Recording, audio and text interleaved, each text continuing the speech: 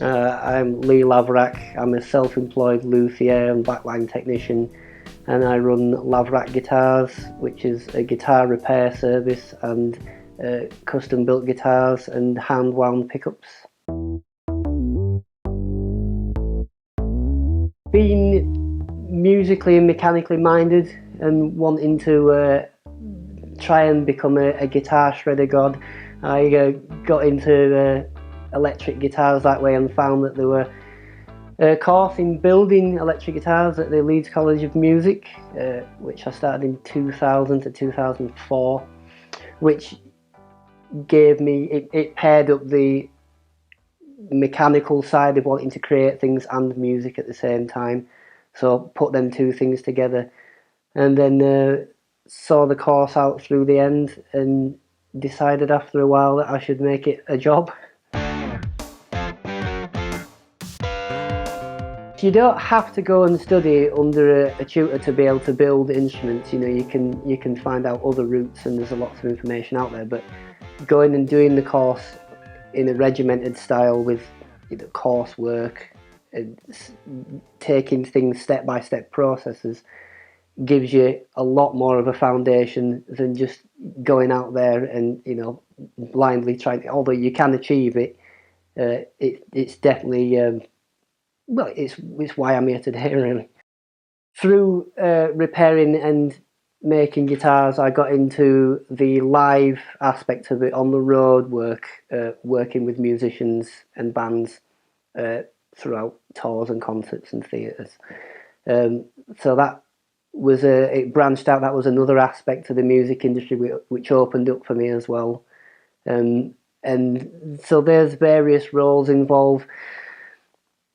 Being in charge of all the musical equipment, and then taking it to the venue and setting it up for a live performance, maintaining the instruments, maintaining any amplification and drum kits, as well as dealing with the band members themselves as people and personalities. With the making and repair side, it's good to have dexterity for an aptitude for hand tools. That's your core basics, and then it comes down to eye for detail and ear for sound as well.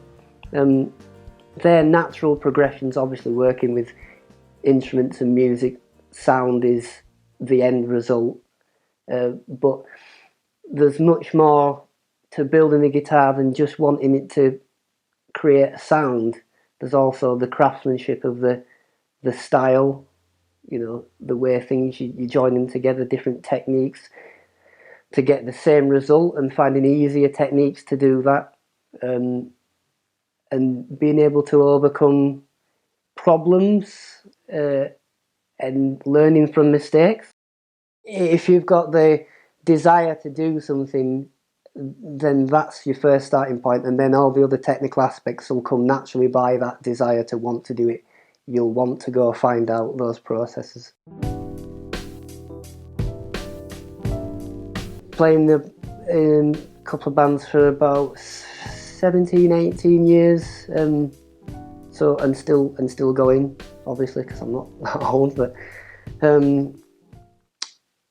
knowing how to set my own equipment up and what my effects and the things I wanted to achieve through my guitar gear led me to be competent to help other people with their gear, because some people, they're better at playing the instrument than the actual setting the stuff up it needs to make that instrument. But yeah, the playing in various gigs and venues and stuff helps with the aptitude to be able to source problems when needed as well, with various cheap equipment. When you're in a band starting up, you can't afford, so you've got to get gear that doesn't really work, so your next job is, well, I've got to keep fixing it, and then that becomes enjoyable sometimes.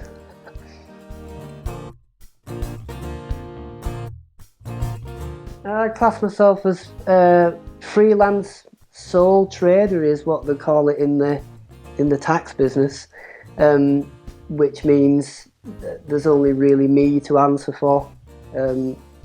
If something doesn't get achieved or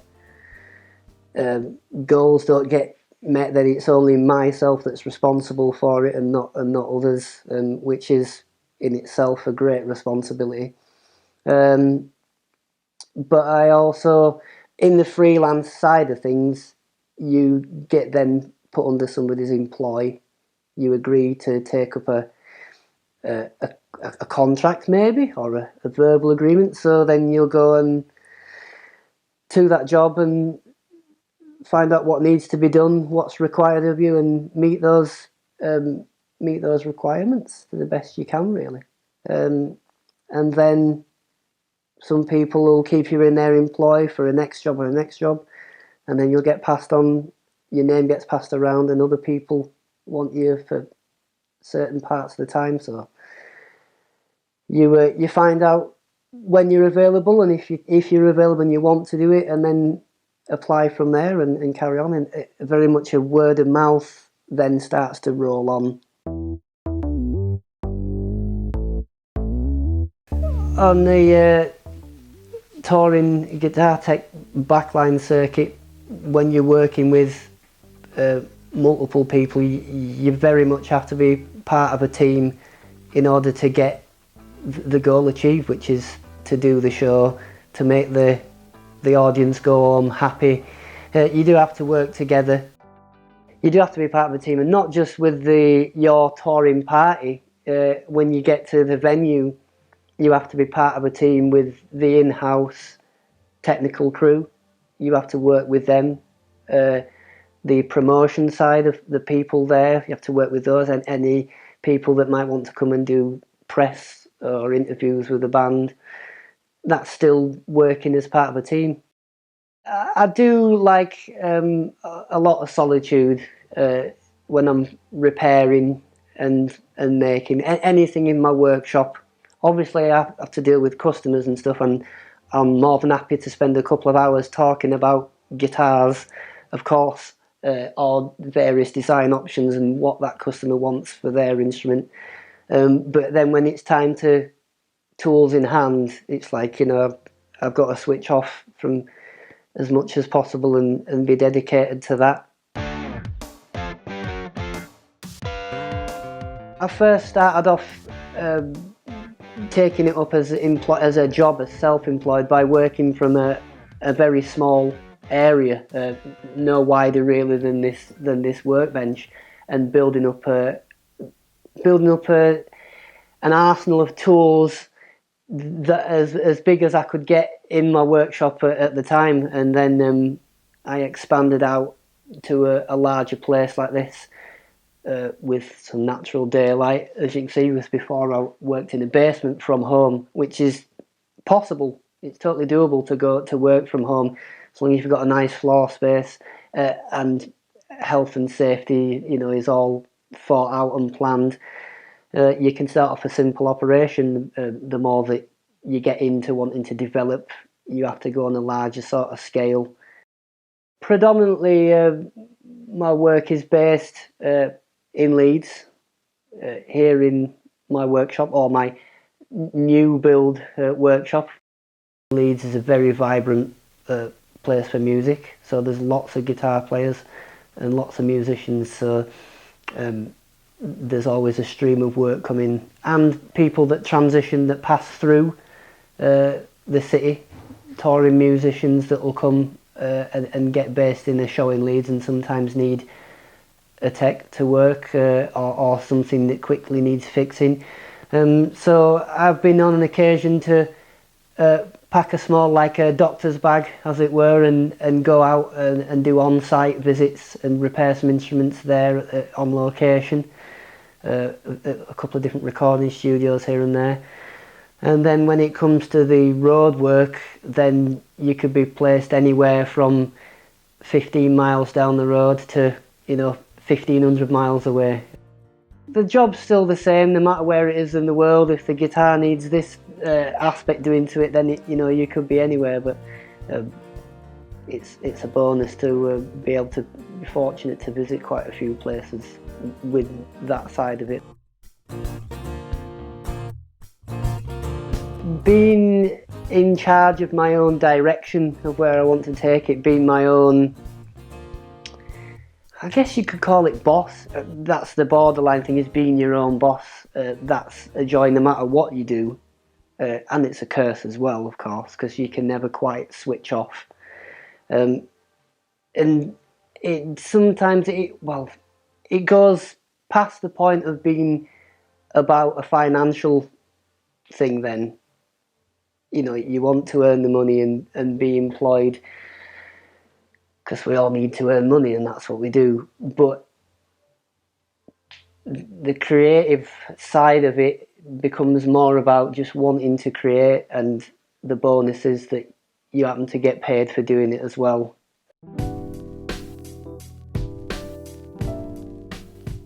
The biggest challenge is yourself, of course, but sometimes you might have limited resources. Like, I don't have a giant machine shop, or I don't have a what's called a CAD machine or a CNC machine, which is a lot of mass-produced instruments are cut out and a lot of the work's done for you, which is great for productivity time and shipping those things out.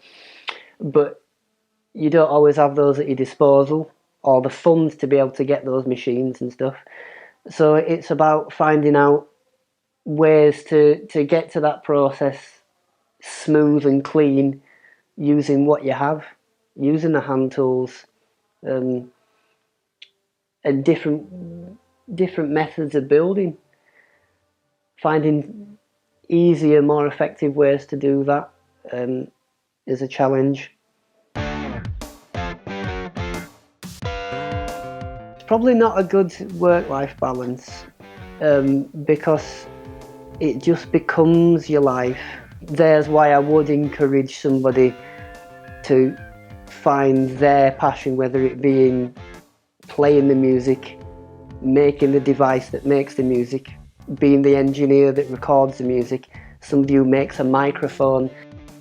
It's about finding that passion and being able to make it work for you in a financial way as well, which once a little bit of that stress goes, of the financial worries of day-to-day people's jobs, then you become a bit freer as a person. Your only worry is how you can better yourself. The perks of being a luthier, the side of it, and a repairer, when you see everything come together from the plan that you've drawn on the draft paper, the scaled technical drawing side of it, to a finished instrument such as that, which is my latest one I've just finalised.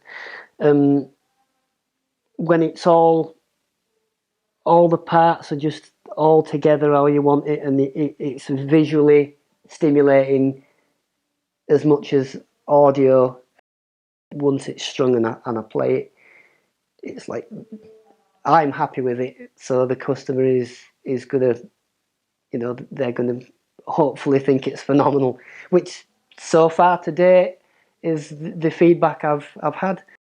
And then when I get orders from people saying, I've been to the studio and I played one of your types of this and that, can I have one?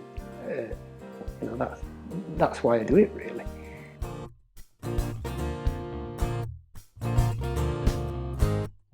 With when you're wanting to learn a craft, is persistence really is the key.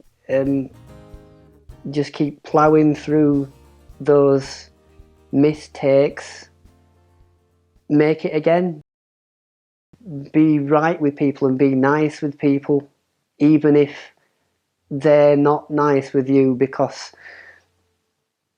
things like that can come back to sort of to bite you, if it's a bit of a harsh word to use, but it can come back to cause you a bit more of a headache, and it's more thoughts in your head that like, I don't need this, and you can create that yourself. Just being true to the cause and being dedicated, that's the real key to success. As much as creating the product or the artwork, you have to be savvy in a way to be able to sell the product. That's what you need to do. So that's another set of skills. Having some financial skills and time management skills. They're the other top tips, really.